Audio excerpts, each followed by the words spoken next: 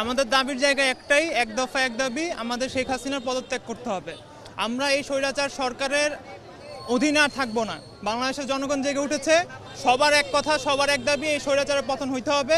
আজকে আমাদের বিভিন্ন ইউনিভার্সিটি, আজকে আমাদের কর্মসূচি ছিল রামপুরার এখানে।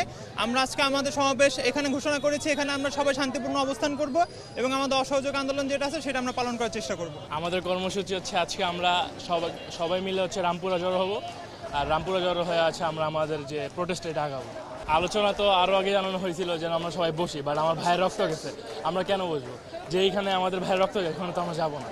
আমাদের যদি এত মানা হইতো তাহলে আমাদের ভাইয়ের রক্ত কেন নিল? এখানে সবগুলো ছেলে দেখেন, 10টা ছেলে দেখেন, এই যে এনাকে দেখে রাজনৈতিক দলের মনে হয়, এনাকে দেখে রাজনৈতিক দলের মনে হয়। আমরা কারোই রাজনৈতিক দলের না, আমরা সবার আইডি কার্ড নিয়ে আসছি।